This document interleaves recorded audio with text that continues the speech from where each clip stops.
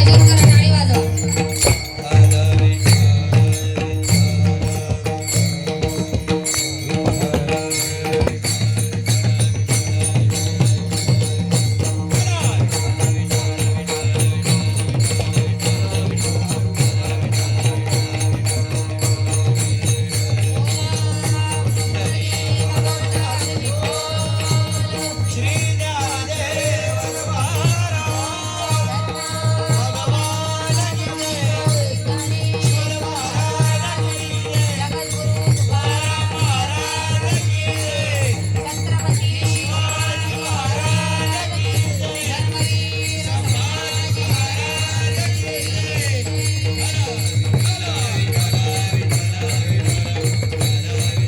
पायापाशी राहणे ते पायापाशी आणि करसे विटोनी ऐसा धीर देई म्हणा नारायणा विनवितो अंतरितो तुझा वास अंतरितो तुझा वास आणि का नाश कारणा ऐसा धीर देई म्हणा नारायणा विनवितो तुका म्हणे शेवटीचे तुका म्हणे शेवटीचे वाटे साचे राखावे ऐसा धीर देई मना नारायणा विनवितो पांडुरंगा करू दुसरे चरण संतांची त्यांच्या कृपादाने कथेचा विस्तारू बाबाजी सद्गुरु दास तुका जयांचे केलिया स्मरण होय सकळ विद्यांचे अधिकरण तेची वंदू श्रीचरण श्री गुरूंचे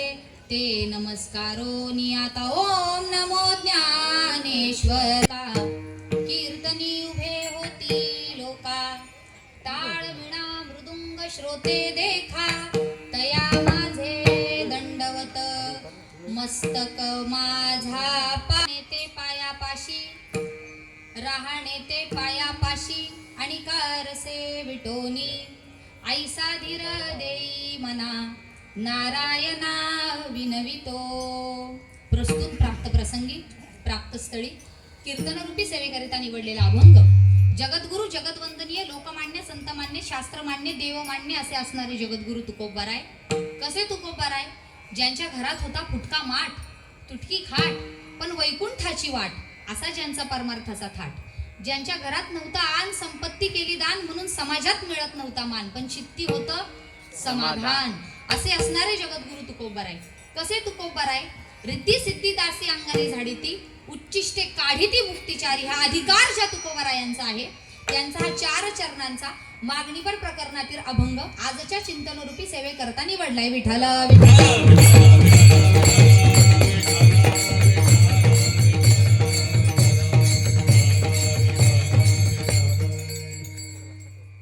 चिंतनाला सुरुवात करण्यापूर्वी अल्पसा परिहार देणं ती बंद करा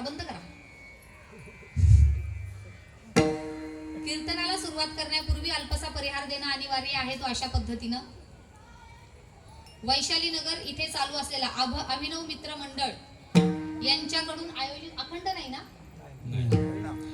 यांच्याकडून आयोजित केला जाणारा हरिनाम सप्ताह आणि आजची ह्या सप्ताहाची जागराची सेवा माझ्या वाट्याला तुम्हा समस्त आता मला ती ग्रामस्थ म्हणायची सवय झाली बरं का जास्त समस्त नगरवासियांच्या संपर्कातून म्हणा तुमच्या सौजन्याने म्हणा तुमचं माझ्यावर विशेष प्रेम असल्या कारणाने म्हणा काही म्हणा तुमच्या सगळ्यांच्या वतीने ही सेवा इथं माझ्या वाट्याला आली. त्यामुळे मी समस्त वैशाली नगर आजूबाजूच्या पंचक्रोशीतील जे काही वारकरी भाविक इथे जमले असतील त्यांचे अत्यंत मनपूर्वक आभार व्यक्त करते आणि फार ओहापोह करत नाही कारण आता 8:45 वाजले. पुढच्या जवळजवळ 45 मिनिटात मला काय करायची आहे सेवा आटोपायची आहे. त्याच्यामुळे फार प्रस्तावना लांबवणार नाही. आपण थेट अभंगात प्रवेश करू. विठ्ठल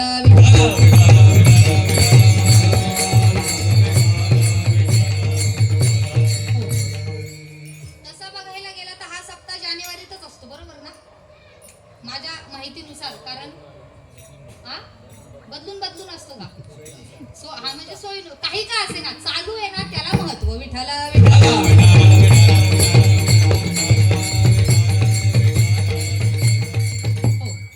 सर्वप्रथम अभंगाचा थोडक्यात भावार्थ तुमच्या समोर ठेवते. तुकोबाराय म्हणतात रहाणे ते पाया पायापाशी आणि का रसे विटोनी.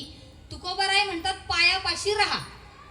कुणाच्या राहा मात्र ते काही इथं सांगितलेलं नाही, फक्त पायापाशी राहा एवढं सांगितलं. मग आपण आपल्या सोयीनुसार अर्थ लावून घ्यायचा. एक तर संतांच्या पायापाशी राहा किंवा भगवंताच्या पायापाशी राहा. बरं नुसतंच राहायचं का तर नाही. तुकोबाराय म्हणतात आणि का रसे विटोनी. नुसतंच नका राहू. आणि का रस म्हणजे इतर रसांना विटा, इतर रसांचा वीट येऊ द्या तुम्हाला पहिलं, आणि मग त्याच्यानंतर काय करा, पायापाशी राहा. अंतरितो तुझा वास आणि का नाश नाही सॉरी ऐसा धीर देई मना नारायणा विनवितो. दुसऱ्या शरणात तुकोबाराय भगवंताकडे मागणं मागतात की आम्हाला सात्विक धीर दे. काय दे? ऐसा धीर देई मना नारायणा विनवितो. तुकोबाराय भगवंताला काय करतायत? विनवणी करतायत. तिसऱ्या शरणात तुकोबाराय म्हणतात अंतरितो तुझा वास आणि का नाश कारणा. आणि तू आमच्या अंतःकरणामध्ये येऊन वास कर. कशा करता वास कर? ज्याच्यामुळे आम्हाला हे सर्व सत्य दिसतंय, ते जे कारण आहे सत्य दिसण्याचं कारण काय कर तू नष्ट करून टाक. अंतरितो तुझा वास आणि का नाश कारण. आणि शेवटच्या चरणात तुकोबाराय म्हणतात तुका म्हणे शेवटीचे वाटे साचे राखावे. आणि शेवटी मात्र आमचं रक्षण कर. ही झाला अभंगाचा थोडक्यात भावार्थ. विठ्ठला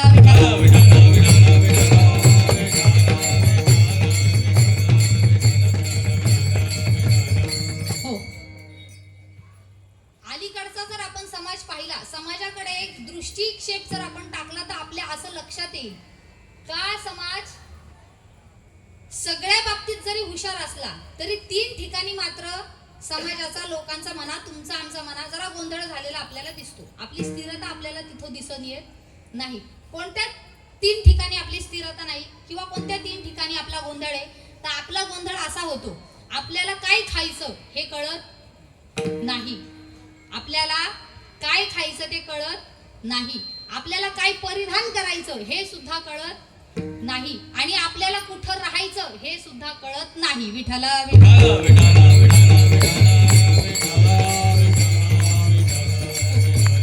समाजाची अपेक्षा त्याच दिशेने चालू असलेली आपल्याला दिसून येईल. सगळ्यांना असं वाटतं की मला चांगलं खायला मिळावं, सगळ्यांना असं वाटतं की मला चांगलं परिधान करायला मिळावं, आणि सगळ्यांना असं वाटतं की आम्हाला चांगल्या ठिकाणी राहायला मिळावं. हे 3ही गोष्टी जरी जीवाला अपेक्षित असल्या का चांगलं खायला पाहिजे, चांगलं राहायला पाहिजे, चांगल्या ठिकाणी लिहायला पाहिजे, म्हणजे चांगलं परिधान करायला पाहिजे, हे सगळं जरी असलं तरी सुद्धा ह्या 3ही गोष्टी जीवाला परिपूर्णतेने आज तागायत जमलेल्या नाहीत. विठ्ठला विठ्ठला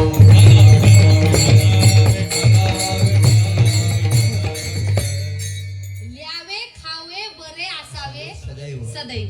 काय आपल्याला वाटतंय? आम्हाला चांगलं राहायला पाहिजे, चांगलं खायला पाहिजे आणि चांगलं लिहायला पाहिजे, पण हे 3ही गोष्टीत आपली जमलिंग झालेली आपल्याला दिसेल. खाण्याच्या बाबतीत तरी आपल्याला आपण योग्य आहेत असं आपल्याला वाटतंय का? आता खाण्यापासून आपण सुरुवात करू. खाणं आपण व्यवस्थित खातोय असं आपल्याला वाटतंय का? लोक दिंडीला जातात. तुम्ही वारीला जाता ना? वारीला जाता का तुम्ही?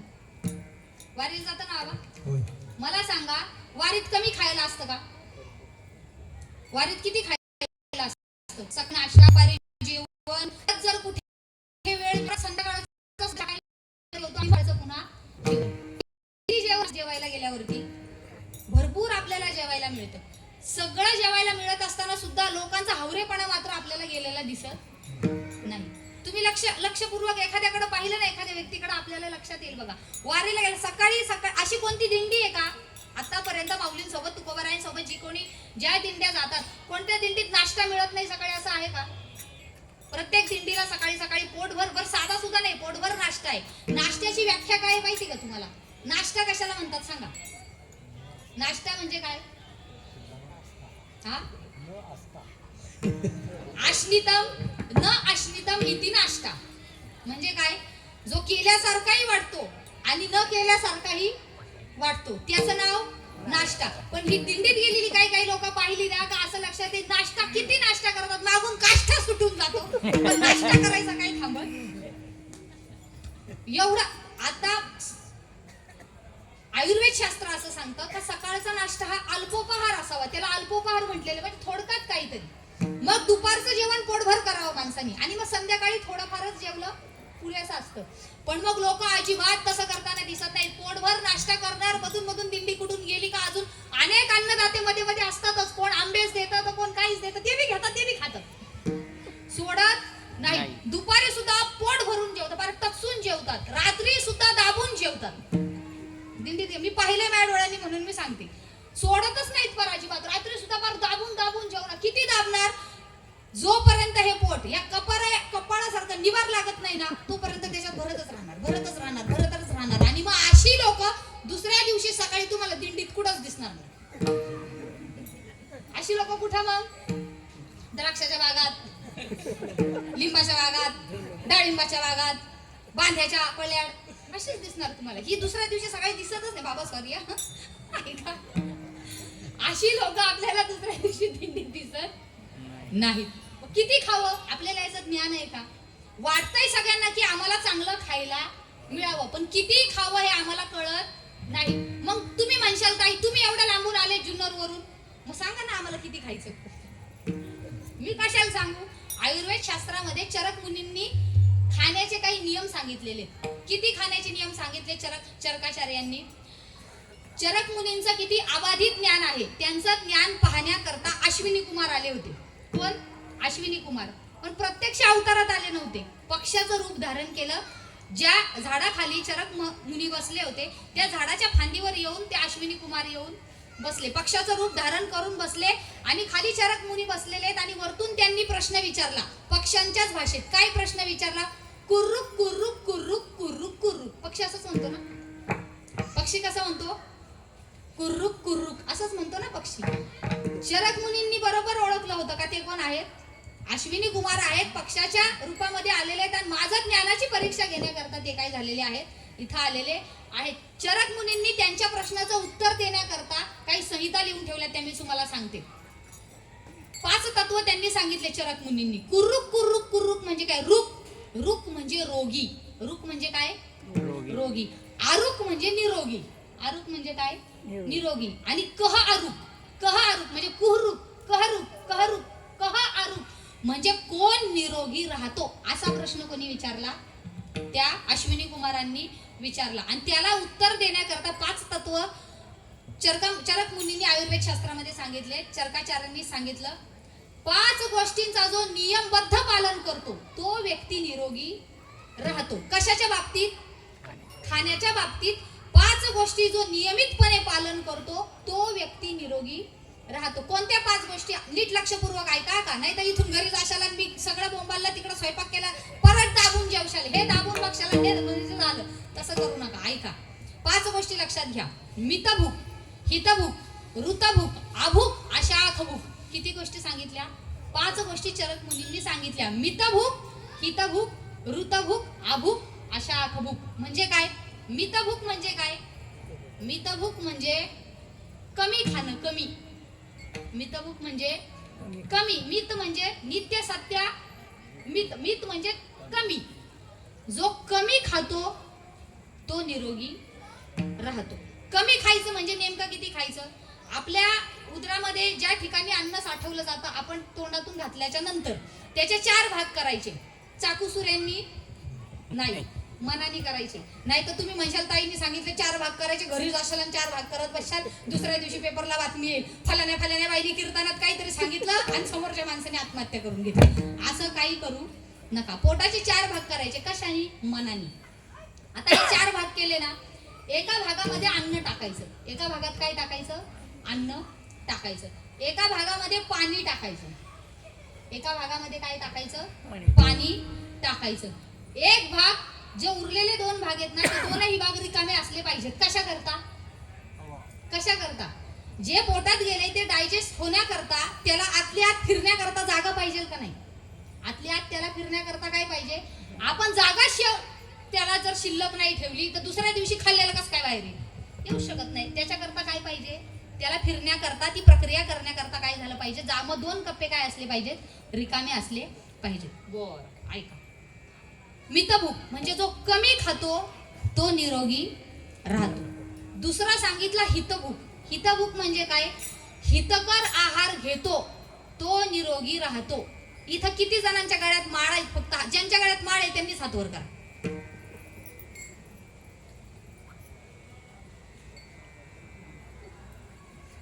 किती वर्ष झाले इथं सप्त्याला? 5 वर्ष झाले. ऐका आता, हितकर आहार. हितकर आहार म्हणजे काय? आपल्या शरीरासाठी जे हितकर आहे तेच पोटात घालतो, तो निरोगी राहतो. मग आम्हाला असा अशा पद्धतीचा रोग झालेला आहे आणि मग डॉक्टरांनी सांगितलंय ते खावंच लागेल, नाही तर मरून जाऊ आम्ही. असं झालं होतं 4 वर्षापूर्वी, आठवतंय का? काय झालेलं 4 वर्षापूर्वी?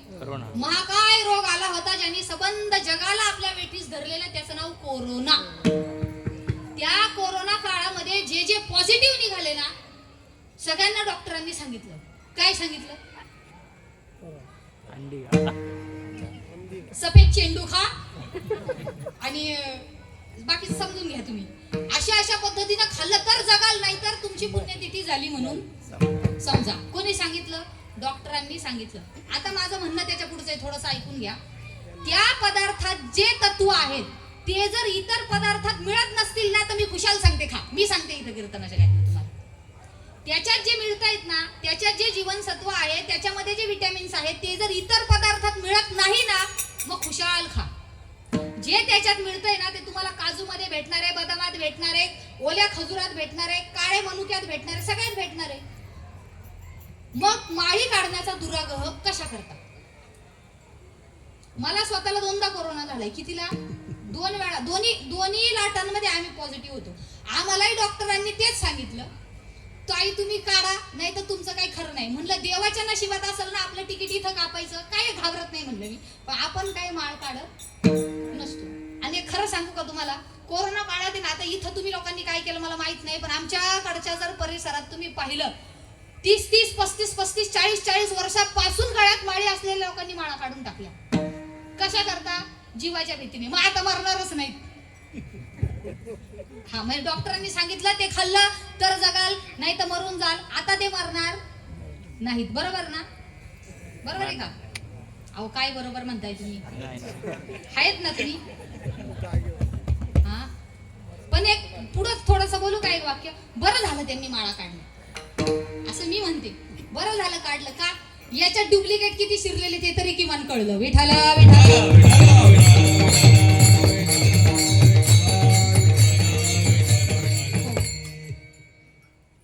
हितकर आहार घेतो तो निरोगी राहतो. शरीराला चांगले पदार्थ आहेत, खा ना. चांगले चांगले फळं आहेत बाजारामध्ये, चांगल्या दर्जाचे ड्रायफ्रुट्स आहेत, ते खा. त्यांनी आपल्या शरीराला काय होणार आहे? पोषण मिळणार आहे. बरं, मितभूक, कमी खातो तो निरोगी राहतो. हितभूक, हितकर आहार घेतो तो निरोगी राहतो. ऋतभूक, ऋत म्हणजे वेळ. ऋत म्हणजे काय? वेळ. जो वेळेत जेवतो तो निरोगी. कीर्तनकारांना बीपी आणि डायबिटीस का जास्त माहिती?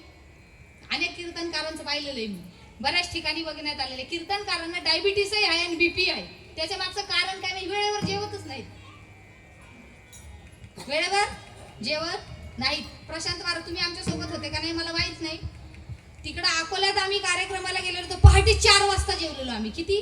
कीर्तन संपलंय 9 ते 11, जेवलोच नाही, पहाटे 4 वाजता गेले घरी जेवायला. म्हणजे वेळेत जेवण नाही केलं तर माणसाला रोग होणार.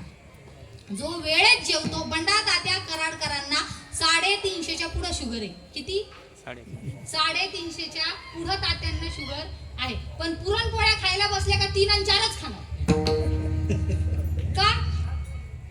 किती त्यांनी पुरणपोळ्या खाल्ल्या ना तरी ते म्हणतात काळजी करायची नाही, माझी शुगर वाढू शकत नाही. का नाही वाढणार? टायमिंगचे पक्के. त्या टायमिंगला म्हणजे त्या टायमिंगला तात्या जेवणारच. वेळेत जेवतो ना, जो वेळेत जेवतो तो निरोगी राहतो. कारण आपली एकच दिनचर्या, एकच वेळ जर आपण पालन करून आहार घेत असू तर शरीराला त्या गोष्टीची सवय होऊन जाते आणि कालांतराने आपले शरीर निरोगीच राहतं, त्याला रोग बाधत नाही. बर, किती सांगितले मी?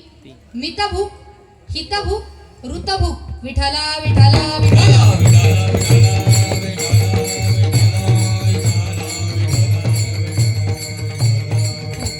चौथं सांगितलं अशाख भूक. अशाख भूक म्हणजे काय? जो कमी भाज्या खातो तो निरोगी राहतो. कमी भाज्या म्हणजे काय? आता जर आपण बाजारात पाहायला गेलं तर एकही वस्तू आपल्याला अशी भेटणार नाही का त्याच्यावर अनेक रसायनांची फवारणी केलेली असते. भाज्या म्हणा, फळं म्हणा, ती फळं सुद्धा खायची का नाही तर शंकाच आहे जरा थोडी.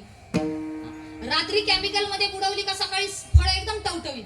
कच्चं फळ दुसऱ्या दिवशी काय होतंय? सकाळी पिकलेलंच आपल्याला दिसणार. भाज्यांवरती पण अनेक ते काय मी अक्षरशः माझा स्वतः सोबत आलेला माझा अनुभव आहे. पालकची भाजी आणली होती मी, धुवायला टाकली ना तर नुसता कलरच निघत होता त्याच्यातून हिरवा.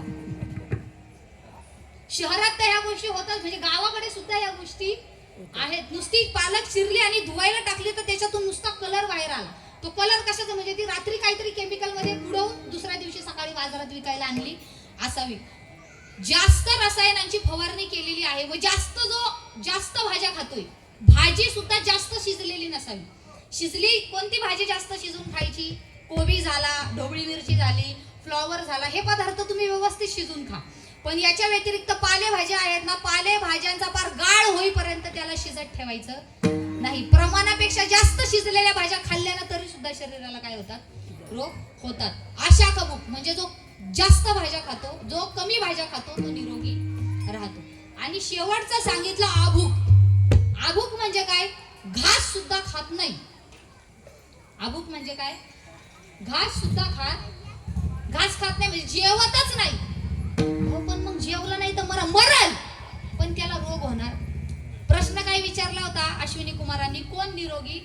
तो मरेल एखाद वेळेस, जो खाणार नाही तो, पण त्याच्या शरीराला रोग होणार नाही. हे 5 तत्व चरक मुनींनी आयुर्वेद शास्त्रात सांगितले. विठ्ठल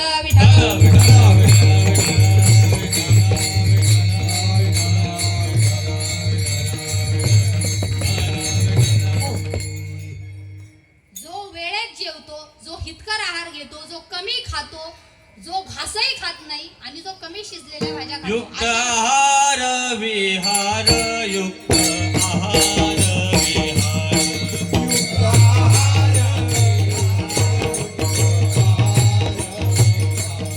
नेम इंद्रियाचे सार,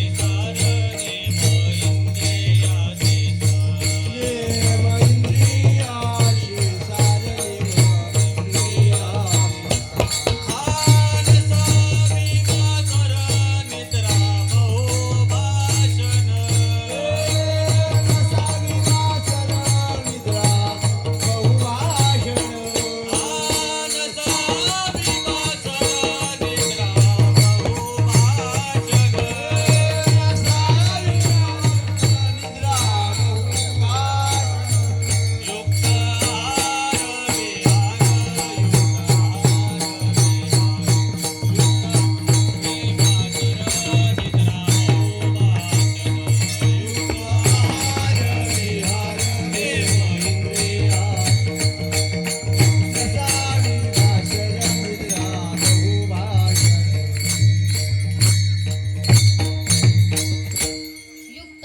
सार, नेम इंद्रियांची सार. काय सांगितलं? युक्त आहार. युक्त म्हणजे काय? योग्य जेवण करणे. जर तुम्ही योग्य पद्धतीनं आहार सेवन केला नाही तर शरीराला रोग होणार, म्हणजे होणार, 100% होणार. भोगे रोगा जोडोनिया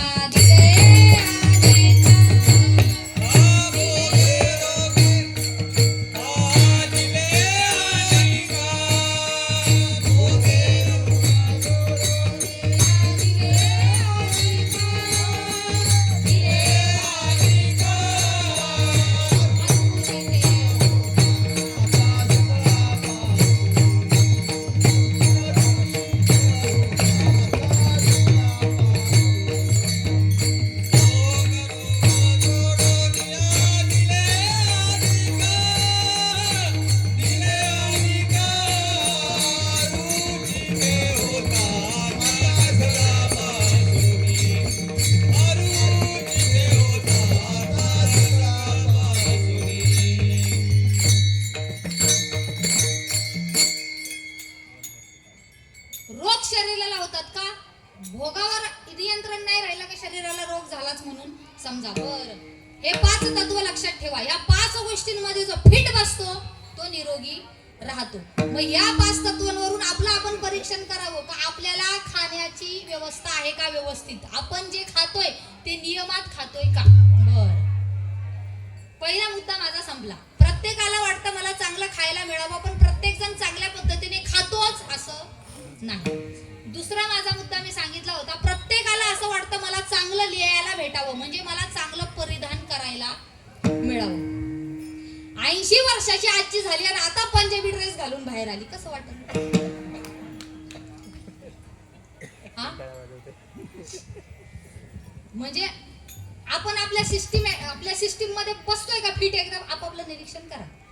आयुष्यभर साडी घातली आणि 80 वर्षात म्हातारी बाहेर आली पंजाबी ड्रेस घालून. म्हातारा काय म्हणून, संगीता सॉरी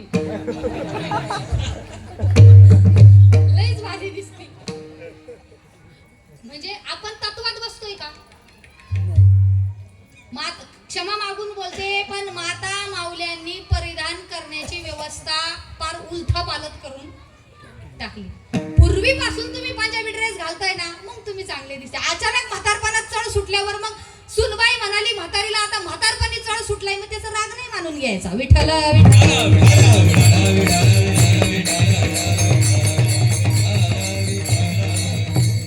माऊलींनी स्त्रीने काय परिधान करावं याच्यासाठी म्हटले ज्ञानोबाराय म्हणतात, ना तरी कुलवधू लपवी अवयवाते.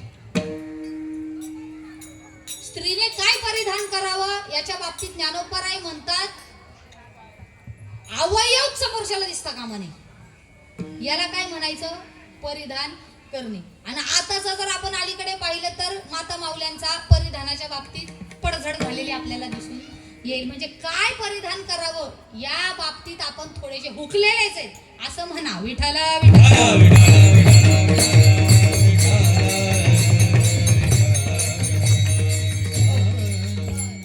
दोन मुद्दे मी तुम्हाला सांगितले. काय खावं, खाण्याच्या बाबतीत आपले नियोजितता नाही. काय परिधान करावं याच्यात सुद्धा आपण हुकलेलो आहोत, खाण्यात सुद्धा आपण हुकलेलो आहोत. आणि आता तिसरा मुद्दा माझा सांगितला होता मी, कुठं राहावं हे सुद्धा आपल्याला कळत. तुम्ही कुठं राहता? कुठं राहता तुम्ही? घरात. कुठं राहावं आपल्याला कळत नाही. काही लोक बघा आमच्या परिसरामध्ये आता 2-2.5 महिने झालं बिबट्यांचा वावर थोडासा कमी झालेला दिसतो. नाही तर जर तुम्ही बातमी नुसती उघडून पाहिली असती ना, आमच्या एकट्या तालुक्यात 2000 बिबटे आहेत. किती? 2000 बिबटे. त्या 2000 बिबट्यांना जवळजवळ 500 कुत्री तरी रोज खायला लागत असतील. तेव्हाच ती जगतील का नाही? किमान 500 कुत्री धरू आपण. मग त्यांना कुत्री कमी पडायला लागली, त्यांनी माणसांवर हल्ले करायला सुरुवात केले. मी राहायचं कुठं ते सांगते. तर आमच्या परिसरात एक कुटुंब असं होतं, ते गावाच्या बाहेर पार तिकडं लांबवर डोंगरातच राहत होतं. एकदम जंगलामध्येच राहायचं, पार डायरेक्ट डोंगरावरतीच वरती. त्या आजीबाईला डायरेक्ट घरातून ओढून नेली बिबट्याने. कशामुळे झालं? जर त्या समाजात असती तर समाज लोकवस्तीमध्ये बिबट्या पटकन शिरू शकला नसता. कुठेतरी लांब राहत असल्याचा परिणाम काय झाला? तिला तिच्या जीवाला मुकावं लागलं. म्हणजे मला काय सांगायचं ऐकून घ्या. लोक कुठं राहावं ना लोकांना कळत नाही. काही लोक बाजारात राहतात, काही लोक डोंगरात राहतात, काही लोक एकांतात राहतात, काही लोक लोकांतात राहतात, काही लोक इहलोकात राहतात, तर काही परलोकात राहतात. विठ्ठल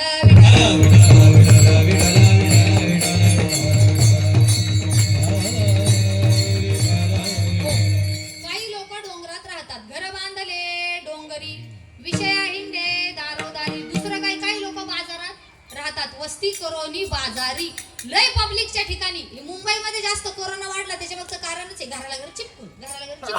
बाजूच्या घरात झाला का तिकडून ती वाऱ्याने तो खोकला, त्याने कोरोना झालेल्याने खोकला का त्याची वारा इकडच्या घरात प्रवेश केला का लगेच बाजूचं कुटुंब काय व्हायचं? पॉझिटिव्ह व्हायचं. म्हणजे मला काय सांगायचं, लय चिपकून राहिलं ना ते बी योग्य नाही.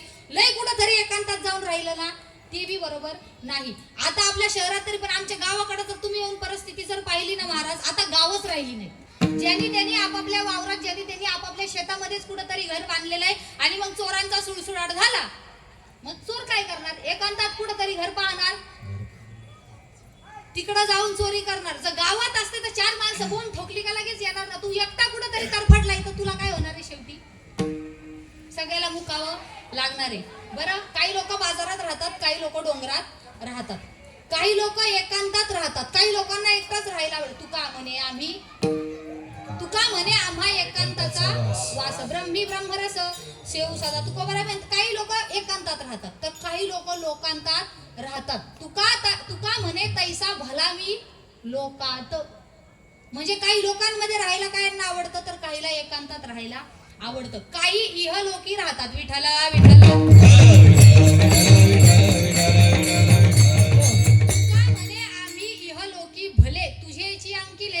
पांडुरंगा म्हणजे काय, आम्ही इहलोकात राहतो, तर काही लोक परलोकात राहतात. आम्ही वैकुंठवासी आलो याची कारणासी. आम्ही वैकुंठवासी, आलो याची कारणासी. आम्ही वैकुंठवासी, आलो याची कारणासी. आम्ही वैकुंठवासी, आलो याची कारणासी. हे बोलिले जे ऋषी सात बावे वरताया, सात बावे वरताया. झाडू संतांचे मार्ग, आडराणी भरले जग. उच्चिष्टाचा भाग, शेष उरला तो सेवू. हे बोलिले जे ऋषी सात बावे वरताया, सात बावे वरताया. झाडू संतांचे मार्ग, आडराणी भरले जग. उच्चिष्टाचा भाग, शेष उरला तो सेवू. आम्ही वैकुंठवासी, आलो याची कारणासी. बोलिले जे ऋषी सात बावे वरताया. आम्ही वैकुंठवासी, आलो याची कारणासी. बोलिले जे ऋषी सात बावे वरताया. आम्ही वैकुंठ, वैकुंठ म्हणजे काय, परलोक. काही लोक कुठं राहतात, परलोकात राहतात. बरं तुम्ही म्हणशाल ही बाई आली आणि नुसती सांगते हा इथं राहतो, तो तिथं राहतो, तो तिथं राहतो, तो मग कुठं राहायचं ते तरी सांग. एवढ्या लांबून तुला बोलवलंय कशाला? सांगते ना, काळजी नका करू. कुठं राहायचं ऐका. बरं ते जाऊ द्या, कुठं राहायचं ते थोड्या वेळाने सांगते. पहिलं कुठं नाही राहायचं ते ऐका. सांगते ऐका. आता ते थोडासा परिणाम झालाय तिकडे गेल्यापासून. कुठं राहू नये पहिलं ते लक्षात घ्या. शास्त्रकार श्लोक सांगतात, धनिक श्रोत्रियो राजा नदी वैद्यस्तु पंचमहा पंचयत्र न विद्यन्ते न तत्रम दिवसम वसेत. काय सांगितलं? 5 गोष्टी ज्या ठिकाणी नाही त्या ठिकाणी क्षणभर सुद्धा थांबू नये. कोणत्या 5 गोष्टी? शास्त्रकार म्हणतात, धनिक श्रोत्रियो राजा नदी वैद्यस्तु पंचमहा पंचयत्र न विद्यन्ते न तत्रम दिवसम वसेत. 5 गोष्टी कोणत्या? धनिक, ज्या गावात पैशावाला नाही. धनिक धनिक जाऊ द्या, ते लय हाड झालं. ज्या गावात श्रीमंत व्यक्ती नाही तिथं थांबू नका. श्रोत्रिय, दुसरी व्यक्ती सांगितली, ज्या गावात श्रोत्रिय म्हणजे जाणता नाही त्या गावात थांबू नका. ज्या गावात राजा नाही त्या गावात थांबू नका. ज्या गावाला नदी नाही त्या गावात थांबू नका. आणि ज्या गावात डॉक्टर नाही, वैद्यस्तु पंचमा, वैद्य म्हणजे डॉक्टर, ज्या गावात डॉक्टर नाही त्या गावात थांबू नका. विठ्ठला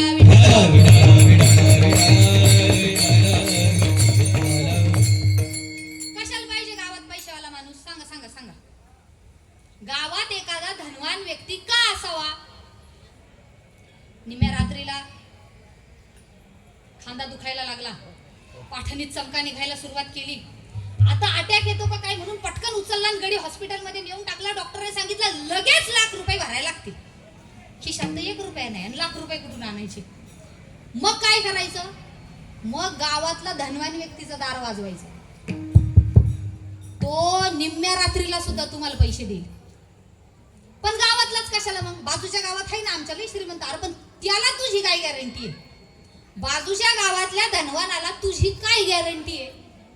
तुझ्या गावातला धनवान असेल तर तो उद्या तू पीक काढशील ना, त्या पिकातून वसुली करून घेईल. घरावर वसुली करल, कशावर बी करल, पण तो करल का नाही? गावातल्या धनवानाला काय आहे? तुझी गॅरंटी आहे. मग गावात धनिक का असावा? एमर्जन्सी उद्भवली तर पटकन आपल्या हातात पैसे ठेवणारा असावा म्हणून गावात धनवान असावा.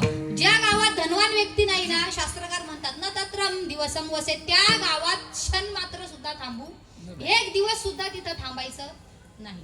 बर, दुसरं काय सांगितलं शास्त्रकारांनी? धनिक श्रोत्रिय. श्रोत्रिय म्हणजे जाणता. श्रोत्रिय म्हणजे काय? जाणता. ज्या गावात जाणता नाही त्या ठिकाणी सुद्धा थांब. जाणता म्हणजे नेमकं कोण? जाणता म्हणजे कोण? ज्याला योग्य अयोग्याची बरोबर पारख आहे त्याला काय म्हणायचं? जाणता. ज्याला योग्य अयोग्याची पारख आहे त्याला काय म्हणायचं? जाणता. नाहीतर जो कधीच कीर्तनाला कुठंच बोंबायला कुठंच जात नाही कीर्तनाला, गावच्या सप्त्यातच फक्त येतो आणि मिटिंगला बसला का म्हणतो मी सांगतोय त्या बुवाला तारीख द्या. त्यांनी कधी कीर्तन ऐकलेलं नसते, काहीच ऐकलेलं नसते आणि तशाच्या नादी माणूस लागते आणि तशाच्या नादी लागलं का कीर्तनाचा बट्ट्याबोळ झाला म्हणून समजा. ज्याला जाणीव आहे ना, ज्याला जाण आहे प्रत्येक गोष्टीची, असा जाणता व्यक्ती काय असलं पाहिजे? गावात असणं गरजेचं आहे. मग शास्त्रकार म्हणतात ज्या गावात जाणता नाही ना तिथं दिवस थांबू नका. बरं, तिसरा काय सांगितला? धनिक श्रोत्री हो राजा. राजा म्हणजे पुढारी गावातला. काय चुकलं माकलं काय पोलीस स्टेशनला गोष्ट जाऊ द्यायच्या अगोदर गावातल्या गावातच मिटवणारा पाहिजे कोणीतरी. न्याय निवाडा कोण करणार तुमचा? आता त्या जाणत्याला गावाकडे पाटील असं म्हटलं जातं. गावातली भांडणं कोण मिटवतं? पहिला पाटील. आणि पाटलाच्या नाही काही नाही झालं का मग तिथून पुढे म्हणायचं जा आता पोलीस स्टेशनला. आलं का लक्षात? गावात कोण पाहिजे? राजा पाहिजे. म्हणजे योग्य अयोग्याचा न्याय निवाडा करणारा व्यक्ती पाहिजे. मग ज्या गावाला राजा नाही ना त्या गावात सुद्धा थांबू नका. चौथं सांगितलं शास्त्रकारांनी, नदी. ज्या गावाला नदी नाही त्या गावात सुद्धा थांबायचं नाही. का बरं गावाला नदी पाहिजे? आम्ही आता सर्व्हिसला आहेत, आम्ही गव्हर्नमेंट जॉबला आहेत, आम्ही इकडे तिकडे, आम्हाला कशाला पाहिजे नदी? आम्हाला काही शेती करायची का? तेव्हा आम्हाला शेती करायची नाही. मग आम्हाला नदीची काय अवस्था आहे? मान्य आहे बाबा तुला शेती करायची नाही, पण शेवटी तुला न्यायचा कुठं? शेवटी कुठं जाणार आहे? नदीलाच जाणार ना. शेवटी कुठं जाणार आहे? आपण नदीलाच जाणार आहे. आपला शेवट नदीवरच होणार आहे ना. जर नदीच नाही तर आपला शेवट होईल कुठं? विठाला.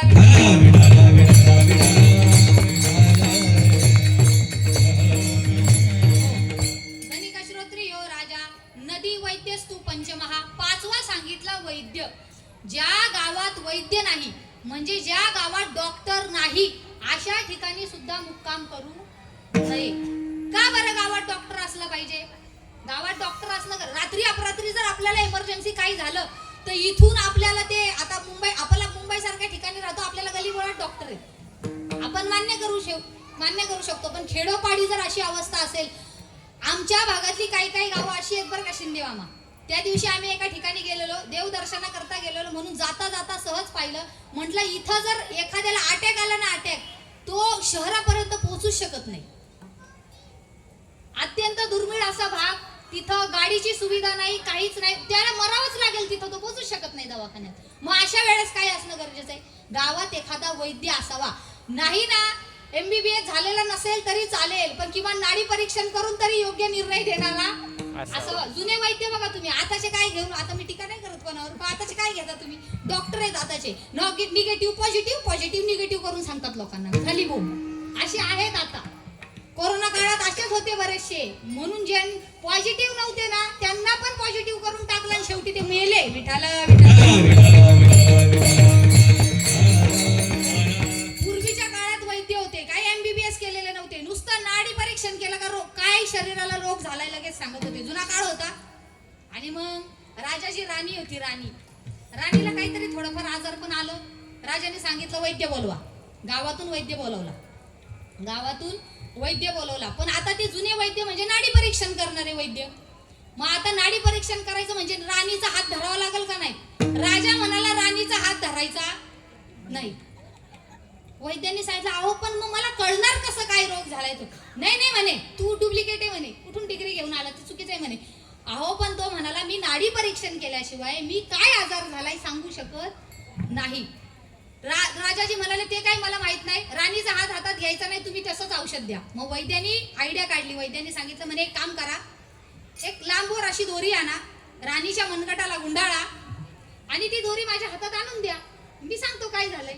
आणि मग राणीच्या हाताला ती दोरी गुंडाळली आणि रूम मध्ये राणी बसलेली होती, रूमच्या बाहेर पर्यंत ती दोरी आणली आणि त्या वैद्यांनी फक्त ती दोरी हातात धरली. त्या दोरीवरून परीक्षण केलं का काय रोग आहे, अशा पद्धतीचं औषध द्या म्हणे, राणी बरी होऊन जाईल.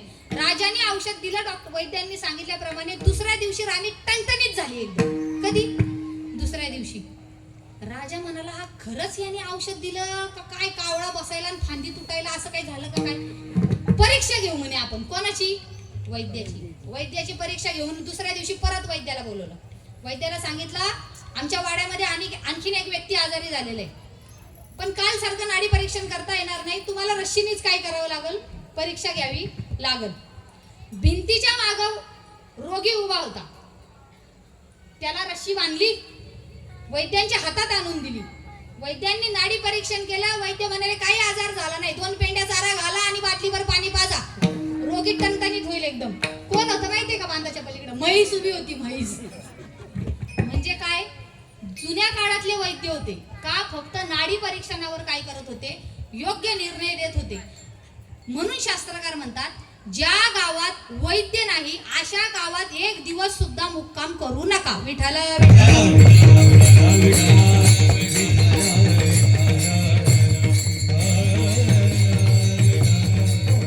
श्रोत्रियो राजा नदी वैद्यस्तु पंचमहा पंचयत्र न विद्यन्ते न तत्रम दिवसम वसे. त्या गावात एक दिवस सुद्धा थांबू नका. आणखीन एक श्लोक आहे, शास्त्रकार म्हणतात विठ्ठला विठ्ठला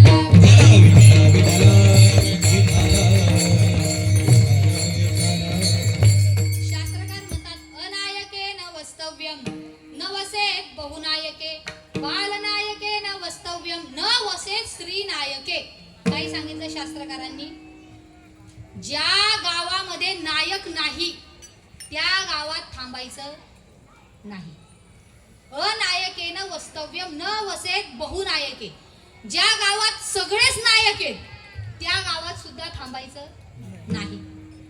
बालनायकेन वस्तव्यम न वसेत स्त्री नायके.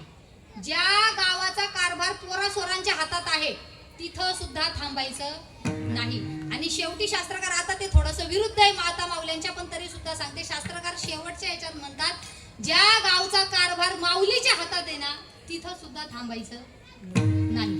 आता मी तुम्हाला पटवून देते कसं काय, ऐका. शास्त्रकार म्हणतात अनायके न वस्तव्यम.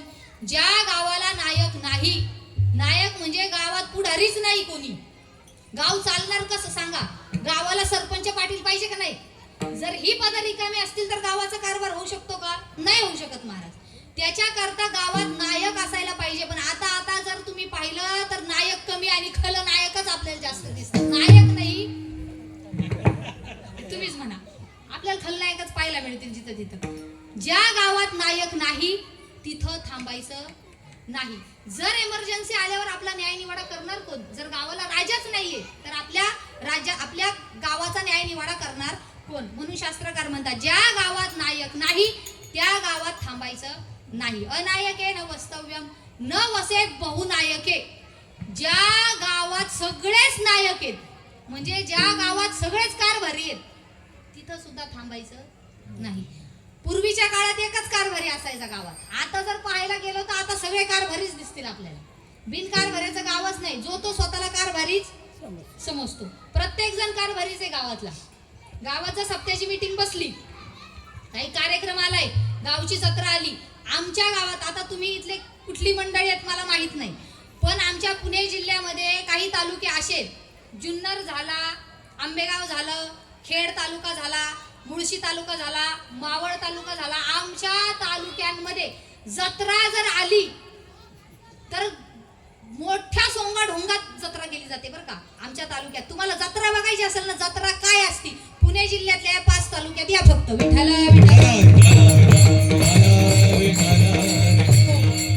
आणि मग जत्रेची मीटिंग संध्याकाळी बसली, गावातले सगळे कारभारी, मी काय म्हणते लक्षात घ्या, अनायके न वसेत बहुनायके. सगळे कारभारी एकत्र गोळा झाले का काही वारकरी कारभारी असतात त्याच्यात, माळा घातलेले आपले काही वारकरी, त्यांमध्ये निम्मे कारभारी असतात. आणि मग ते वारकरी म्हणतात हे पहा, आपल्या तालुक्यापासून 40-50 किलोमीटर अंतरावर आपल्या वारकरी संप्रदायाचा पाया आहे. कोण? ज्ञानदेवे रचिला पाया. आपल्या तालुक्यापासून 30-35 किलोमीटरच्या अंतरावर वारकरी संप्रदायाचा कळस, तुका झाला से कळस. आपल्या तालुक्याच्या जवळ ज्ञानोपराय तुकोपराय आहेत.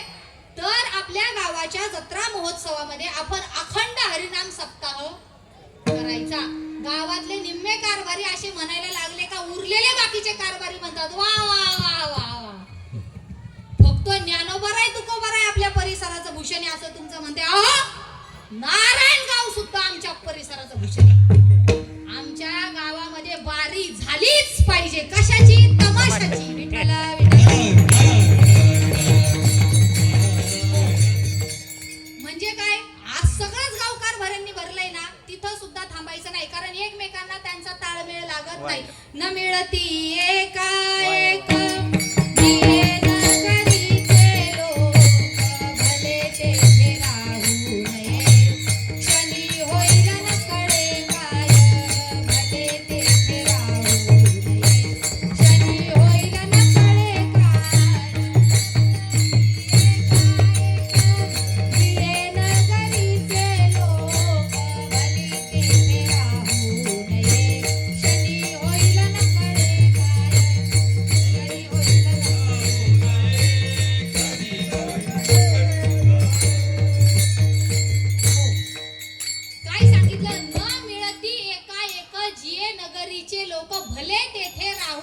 क्षणी होईल नकळे काय.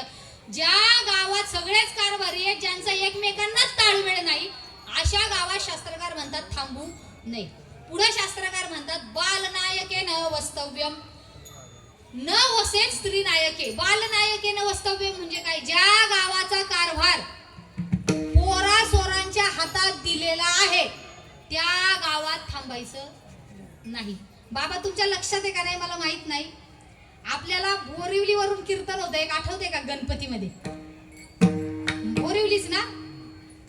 म्हणजे आमचा अनुभव सांगते मी, दुसरा कोणाचा नाही सांगत. अशी तरुण मुलं होती काही, आणि मग त्यांनी तो गणपती विराजमान केला होता तिथं. आणि मग कीर्तनासाठी फोन आला म्हणे तुम्ही याल का? आता आम्ही गेलो आपल्या पद्धतीनं. तिथं जाऊन बघतोय तर काय, कीर्तनाला मागे टाळकरी कसे होते माहिती का? बरमुड्यावर एवढे. म्हणलं कीर्तन कराय म्हणे हो. मग टाळकरी कुठे आहेत म्हणे आम्ही उभं राहतो ना. कोण? ती पोरं 18, 19, 20, 22 वर्षाची पोरं असतील म्हणे आम्ही उभं राहतो ना. म्हणजे कसं? म्हणे आम्ही पॅन्ट बीट घालून येतो ना. म्हणे अरे असं कुठं कीर्तनात उभं राहायचं असते का? बरं ठीक आहे, मागं साथ कोण करणार? मग तुम्ही कोणी आणलं नाही का सोबत? बरं ठीक आहे, चला पक्वादाना आपण बघून. तुम्ही नाही आणला का सोबत पक्वादाना? असंच झालेलं ना. सरते शेवट काहीच ताळमेळ लागला नाही. तासभर आम्ही भजन केलं आणि निघून आलो. म्हणजे काय, पोरा सोरांच्या हातात कारभार दिला का त्याचा खकाना झाला म्हणून समजा कार्यक्रमांचा. पोरा सोरांच्या हातात कारभार नसावा. पोरांच्या हातात कारभार दिला का वाटोळं झालं म्हणून समजा. चहा विकणारा असावा पण वयोवृद्ध असावा. काय लक्षात आलं तुमच्या? चहा विकणारा गडी असावा पण वयोवृद्ध असावा. ज्याला कशाचीच अक्कल नाही, ज्याला टाकलेल्या पावलाची चाहूल कळत नाही, तो राहुल असला तरी त्याला कारभार द्यायचा नाही. मग तो गोंधळ होतो सगळा. लक्षात घ्या.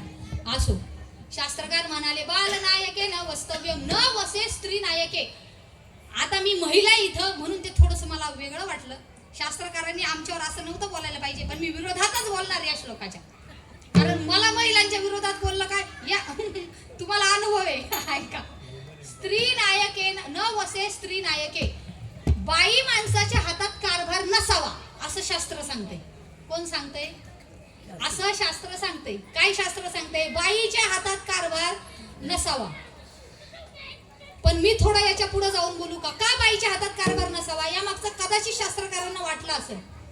एखाद्या गोष्टीचा जर तडकाफडकी निर्णय घेण्याची वेळ आली तो पुरुष जितका तडकाफडकी निर्णय घेऊ शकतो तितका तडकाफडकी निर्णय बाई घेऊ शकत नाही. बाई तडकाफडकी निर्णय घेते कोणता? पप्याच्या बापाला घराच्या बाहेर काढायचा. हा निर्णय मात्र बायकांना लगेच घेता येतो पटकन.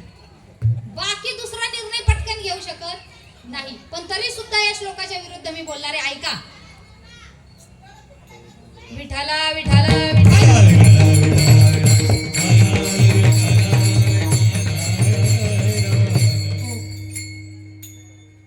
बाईच्या हातात कारभार असावा, पण कोणत्या बाईच्या हातात कारभार असावा?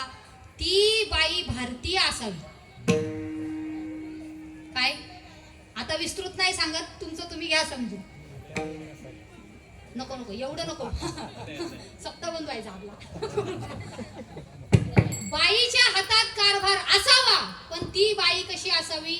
भारतीय असावी. कोण कुठची ती दूरच्या देशातली माऊली, तिला आपल्या भारताचा कळवळा येणार आहे का? आपल्या बाईला जेवढा कळवळा येईल तेवढा दुसऱ्याला येऊ शकतो का? येऊच शकत नाही. विठाला विठाला.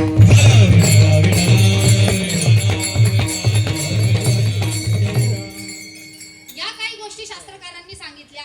अनायके न वस्तव्यम न वसेत बहुनायके, बालनायके न वस्तव्यम न वसे स्त्री नायके. ज्या गावात धनवान नाही, ज्या गावात श्रोत्रिय नाही, ज्या गावात राजा नाही, ज्या गावाला नदी नाही, ज्या गावाला वैद्य नाही, अशा गावात राहू नये. ज्या गावात कारभारी नाही अशा गावात राहू नये. ज्या गावात सगळंच गाव कारभारी आहे अशाही गावात राहू नये. ज्या गावाचा कारभार पोरासोरांच्या हातात आहे तिथेही राहू नये. आणि ज्या गावाचा कारभार माता माऊलीकडे तिथं राहू नये असं शास्त्रकार सांगतात. बर, कुठं राहायचं नाही हे आम्हाला कळलं, पण मग नेमकं कुठं राहायचं आता ते तरी सांगा. महाराज म्हणतात राहा ना. कुठं राहा? संतांच्या पायापाशी राहा. का बरं संतांच्या पायापाशी राहणार? संतांच्या पायापाशी जर आपण राहिलो तर आपण तरुण जाणार आहोत. काय होणार आहोत? आपण तरुण जाणार आहोत. याच साठी संत पाया हे सेवा.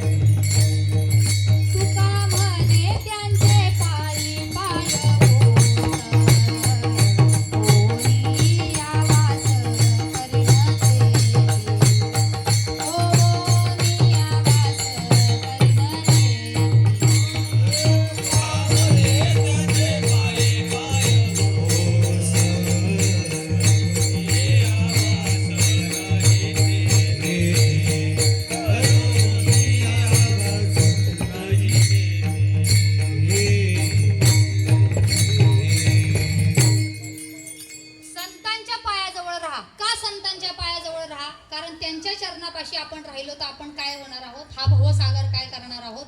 तरुण जाणार. मग नुसतं नाही राहायचं. कसं राहायचं? तुकोबराय म्हणतात, तुका म्हणे त्यांचे पायी पाय पोस. पाय पोस म्हणजे संतांच्या पायाचं पाय पुसणं बनून राहा. कसे राहा? संतांच्या पायाचं पाय पुसणं म्हणून संतांच्या चरणापाशी राहा. पडोनी राहीन तये ठाई उगाच संतांची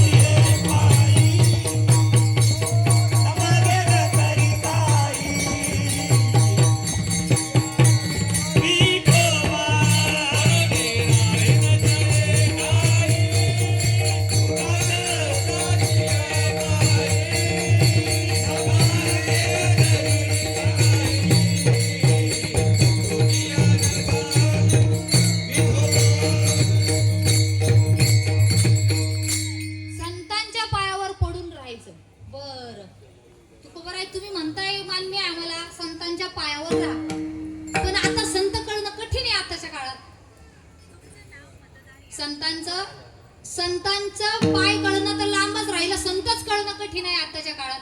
आता कोणी पाहिलं का तो संतच दिसायला लागले आम्हाला. टकाटक इस्त्रीचे कपडे घातले, भला मोठा उर्ध्व पुंडरा लावलं, तब्येत अशी ही भरभक्कम असली का आम्ही त्याला संत समजतो आणि त्याच्या पायावर लोटांगण घालून मोकळं होतो. पण लक्षात घ्या, हा माथा आहे ना, हा माथा फार मौल्यवान आहे. तो कुणाच्याही पायाला नका लावत जाऊ. आता तसे पायच राहिले नाहीत समाजात, आणि जे राहिलेले आहेत त्यांना आम्हाला ओळखता येत नाही. महाराज मग काय करायचं? मग तुम्हाला संत नाही ना ओळखता येत, काही हरकत नाही. भगवान परमात्मा आहे ना, मग राहायचंय ना तर देवाच्या पायापाशी राहा. तुकोबरायांनी निवडलेल्या, अभंगाला निवडलेल्या पहिल्या चरण राहणे ते पायापाशी, राहणे ते पायापाशी, पायापाशी राहणे ते पायापाशी, राहणे ते पायापाशी, पायापाशी राहणे ते पायापाशी.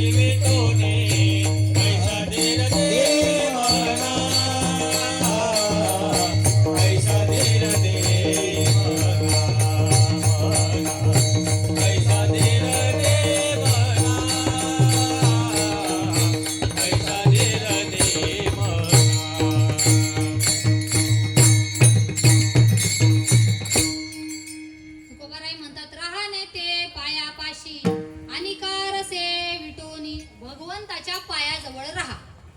का भगवंताच्या पायाजवळ राहा? तुझे पायी सुख सर्व आहे. देवाच्या पायात काय आहे?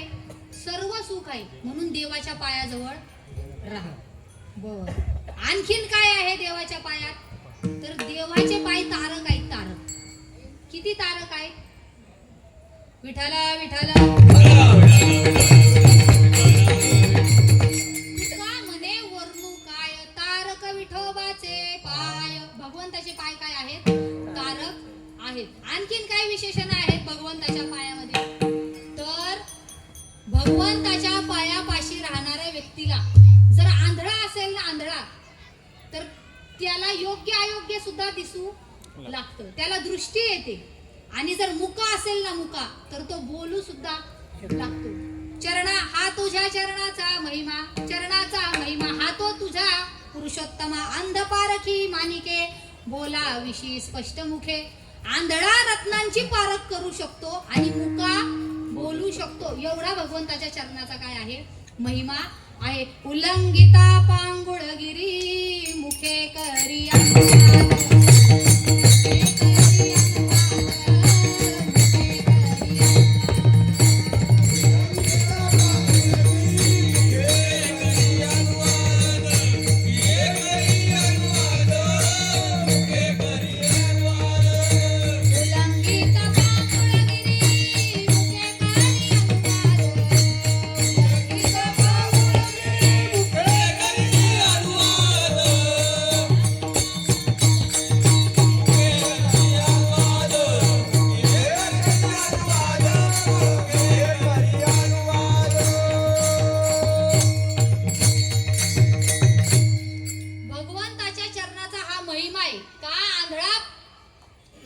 रत्नांची पारख करू शकतो आणि मुका बोलू शकतो.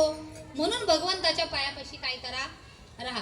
बरं, राहू मग आम्ही देवाच्या पायापाशी. एवढं सोपं होय देवाच्या पायापाशी राहणे. देवाच्या पायापाशी राहायचं असेल तर आणि कारसे विटोनी सगळ्या रसांना विटावं लागल आणि मग देवाच्या पायापाशी राहावं लागेल. एवढं सोपं आहे. काय नुसतं राहा म्हणलं पण लगेच तयारी नसती, त्याच्यासाठी काहीतरी करावं लागतं. रोग मोठा का पथ्य मोठं सांगा? हा, का बरं पथ्य मोठं? जर देवाच्या पायापाशी राहायचंय ना, मग पथ्य सांभाळावं लागल ना. जेने विठ्ठल मात्रा घ्यावी तेने पथ्ये सांभाळावी. पथ्य आहेत ना, काय पथ्य आहेत?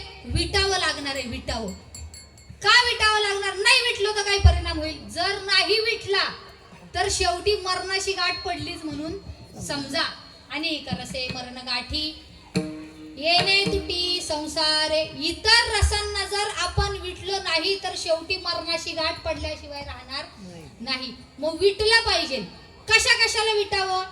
विषयाला विटावं, प्रपंचाला विटावं, संघाला विटावं, कर्मफळाला विटावं, समाधीला विटावं आणि जाणीवेला विटावं. विठाला विठाला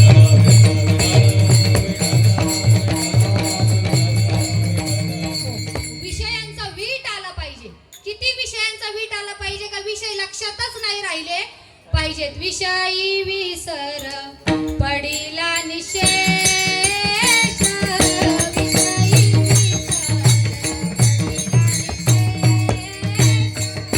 विषयी विसर पडिला निशेष, विषयी विसर पडिला निशेष.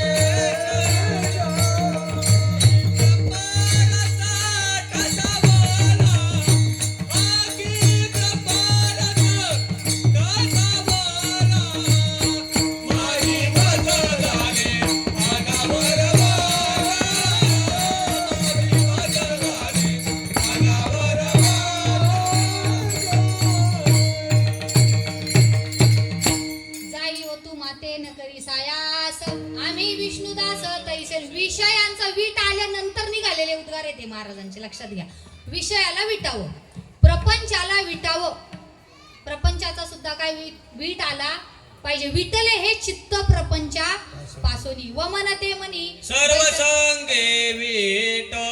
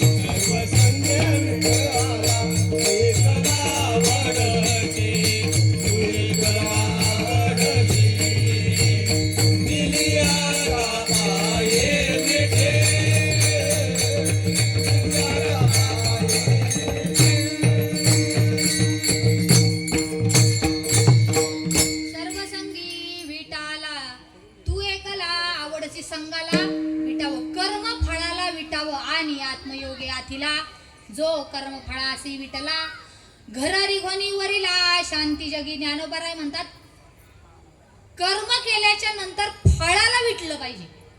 काय काय कर्म केल्याच्या नंतर फळाचा काय आला पाहिजे, वीट आला पाहिजे. एखादं जर आपल्याला कीर्तन संतांच्या दारात आलं असेल, संतांच्या दारात सेवा केली, भगवंताच्या दारात सेवा केली, तर त्या सेवेचा मोबदला घेऊ नये. तिथं केलेल्या कर्माची फळ मिळेल याची अपेक्षा करू नये. अनेक कीर्तनकार असे आहेत जे संतांच्या दारात जाऊनही भिकाऱ्यासारखे हात पसरतात, भिकारीच म्हणेन मी, आणि देवाच्या दारात जाऊन सुद्धा हात पसरल्याशिवाय राहत नाही. पण संतांच्या दारात आणि भगवंताच्या दारात हात पसरू नये. लक्षात घ्या. ज्ञानोबराय तुकोबराय आपली आई आहे. जर एखादी व्यक्ती आपल्याच आईचे ब्लाऊज शिवण्याचे, जर तो टेलर आपल्याच आईच्या ब्लाऊजाचे पैसे मागायला लागेल तर बरं वाटेल का? मग तो टेलरच काय कामायचा? तो ट्रॅक्टरच्या मागे जोडायचा कामाचा, काय खत भरायला टेलर. ज्ञानोबराय तुकोबराय आपली आई आहेत आणि त्यांच्या दारात आपण सेवा केल्यावर आपण हात पसरायला पाहिजे का? हे झालंय अनेक ठिकाणी, म्हणून मी बोलते बरं का. तिथं फळाची अपेक्षा करायची नाही. गावोगावी खेडोपाडी 12 महिने कीर्तन करणं वेगळं आणि संतांच्या दारात 2 तास कीर्तन करणं वेगळं. फरक आहे महाराज त्याच्यामध्ये. म्हणजे कर्म फळाचा काय आला पाहिजे, वीट आला पाहिजे. कर्माला विटावं, समाधीला विटावं. येणे लाभे विटे समाधीसी. समाधीचा वीट आला पाहिजे. आणि शेवट सांगते, पटकन सांगते आता, माझ्याकडे फक्त शेवटचे 10 ते 15 मिनिटं शिल्लक आहेत. जाणीवेला विटावं. तुका म्हणे जो विटला जाणीवे सरे. जाणीवाचा काय आला पाहिजे, वीट आला पाहिजे. एवढ्या गोष्टींचा आपल्याला काय व्हायला पाहिजे, वीट आला पाहिजे. याचा वीट पहिला निर्माण व्हावा आणि मग देवाच्या पायापाशी राहावं. एवढ्या गोष्टींचा वीट आला पाहिजे. पाय कापायला लागले माझे. सोपं का एवढ्या गोष्टींचा वीट यायचा म्हणजे? मग आता काय करायचं? अरे भगवंताकडे तुम्ही विनवणी करा. तुकोबराय दुसऱ्या चरणात विनवणी करतात. आता डायरेक्ट शेवट म्हणा तुम्ही. तुकोबराय शेवट हे म्हणतील ही बाई आली ना का हे अशीच करती, पाऊस देत नाही, असं समजून घ्या. माझ्याकडे 15 मिनिटं शिल्लक आहेत. काय सांगत होते मी? हा, एवढ्या गोष्टीला विटावं. मग आता आम्हाला भीती वाटायला लागली. सोपं आहे का एवढ्या गोष्टीला विटावं? शक्य नाहीये. मग सात्विक धैर्याची तुकोबराय भगवंताकडे काय करतात, मागणी करतात. ऐसा धीर देई म्हणा नारायणा विनवितो. तुकोबराय भगवंताकडे सात्विक धैर्य मागून घेतात. एवढ्या गोष्टींना विटायचंय, भगवंता आम्हाला धैर्य दे. धैर्य दे म्हणजे काय दे? आम्हाला धीर दे. आणि धीरच जीवनात असणं गरजेचं आहे. लक्षात ठेवा. एक असतो हिरा आणि एक असती गारगोटी. माहितीये ना तुम्हाला सगळ्यांना? एक असतो हिरा आणि एक असते गारगोटी. गारगोटी घ्यायची, लोहाराच्या ऐरणीवर ठेवायची आणि वरतून घन घालायचा. काय होईल? करणीचा होय चुरा. आणि त्याच ठिकाणी हिरा ठेवायचा, हिरा. आणि मग ऐरणीने त्या घनाने घाव घालायचा. फुटल का हिरा? नाही फुटत. का? तो हिरा धीर धरतो. धीर तोची मोल पावे खरा, करणीचा होय चुरा. जो धीर धरतो तो हिरा या तत्वाला जाऊन पोहोचतो. काय? जर आपल्याला ह्या जर या गोष्टींना विटायचं असेल ना, तर आपल्याकडे धीर असणं गरजेचं आहे. कारण धीराशिवाय आपलं मोल समाजामध्ये ठरत नाही. तुका म्हणे धीरा विन कैसा होतो हिरा, विन कैसा होतो हिरा, धीरा विन कैसा होतो हिरा. तुका म्हणे धीरा विन कैसा होतो हिरा, विन कैसा होतो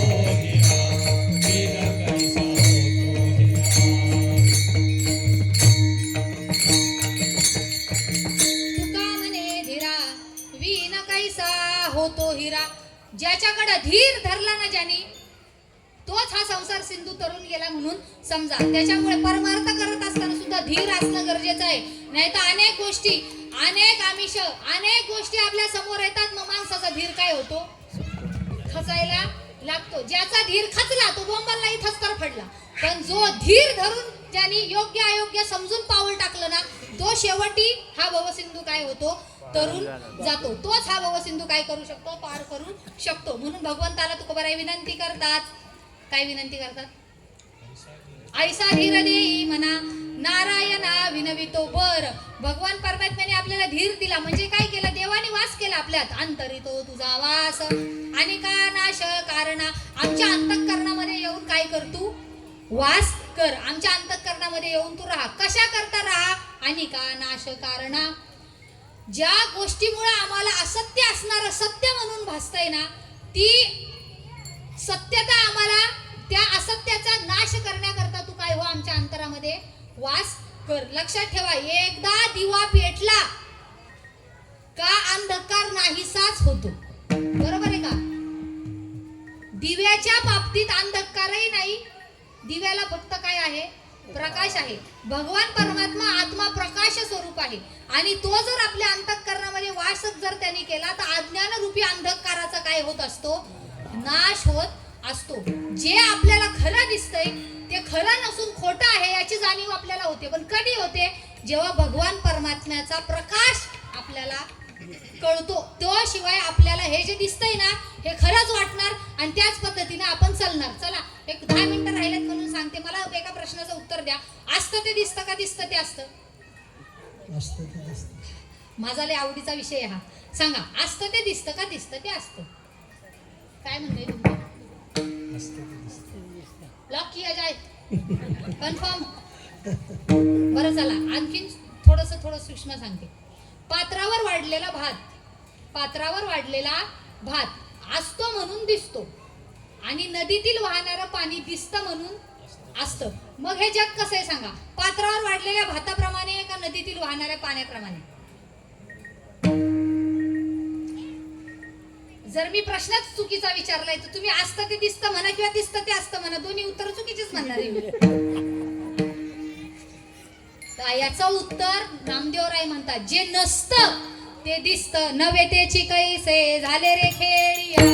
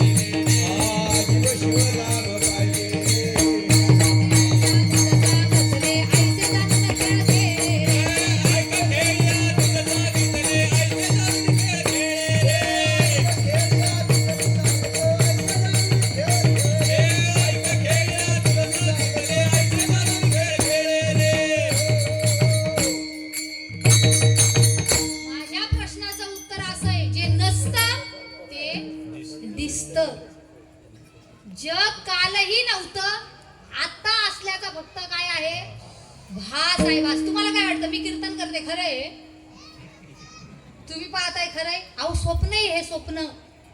संत याला स्वप्न म्हणतात, आपण याला जागृती म्हणतोय. पण संतांच्या दृष्टिकोनातून हे काय आहे, स्वप्न आहे. पण हे आपल्याला अद्याप कळालेलंच नाही. या जाणीवेपर्यंत पोहोचायचं असेल ना तर भगवान परमात्म्याने अंतःकरणात काय केला पाहिजे, अज्ञानामुळे आपल्याला हे सगळं काय दिसतंय, नुसतं भास होतोय, त्याचा आपल्याकडे अंधकार आहे. कशाचा, अज्ञानाचा.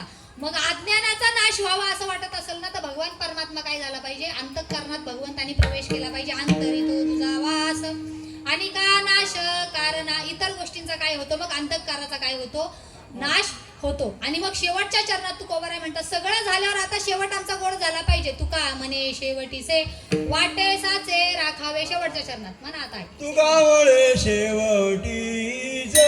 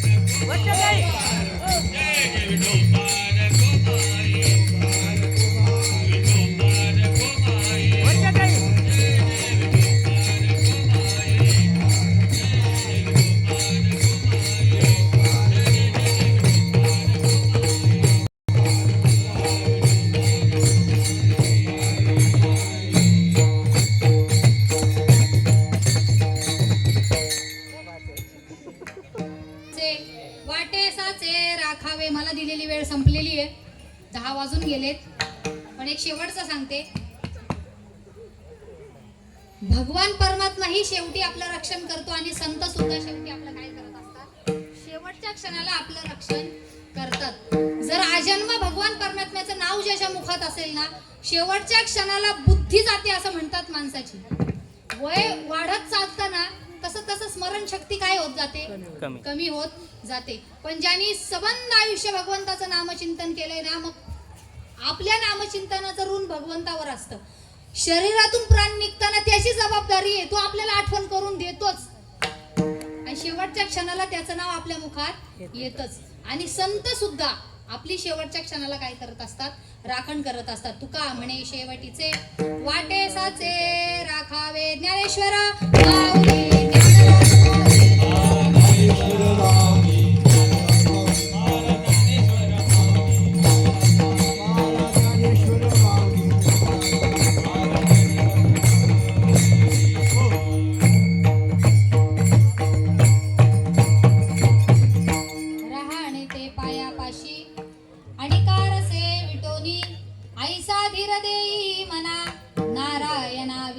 अभंगाचा भावार्थ संपलेला आहे. अभंगाचा अर्थ असाच असेल असं काहीही नाही.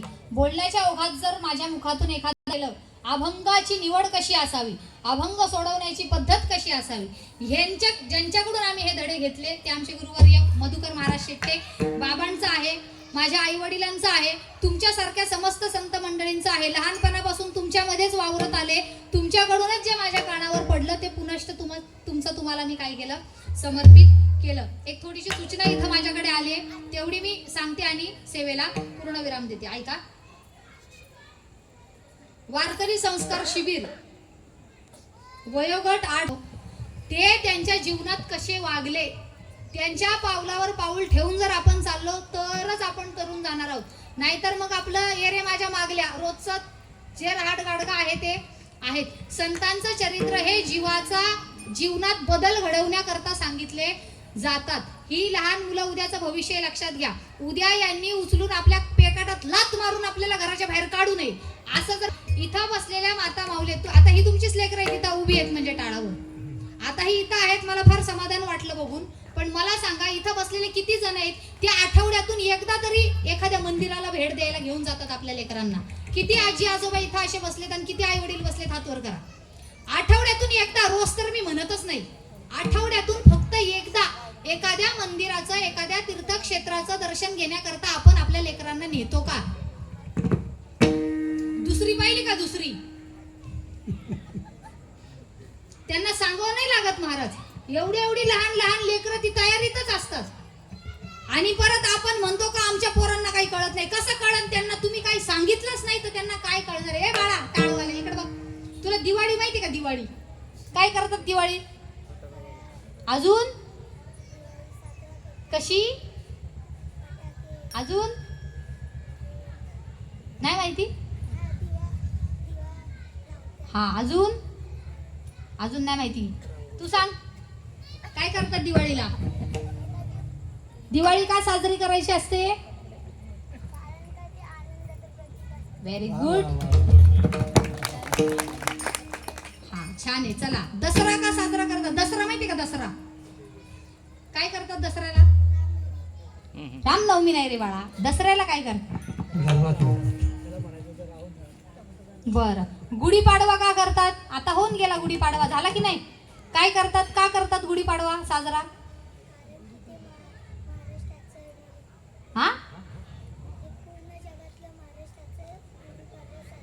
बर, का गुढीपाडवा साजरा करतात बाळा?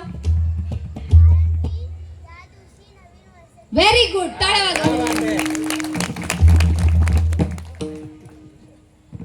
ही उत्तरं मुलं का देतात माहितीये का? जोपर्यंत आपण त्यांना सांगत नाही ना की हे का केलं जातो, दिवाळी का साजरी करावी, दसरा का साजरा करावा. लहान लेकरांच्या हिशोबाने दिवाळी म्हणजे काय? छान छान कपडे, मोठ्या मोठ्या रांगोळ्या, मोठे मोठे फटाके बाहेर उडवायचे, झाली दिवाळी. ओके, पण कशासाठी दिवाळी साजरी केली जाते?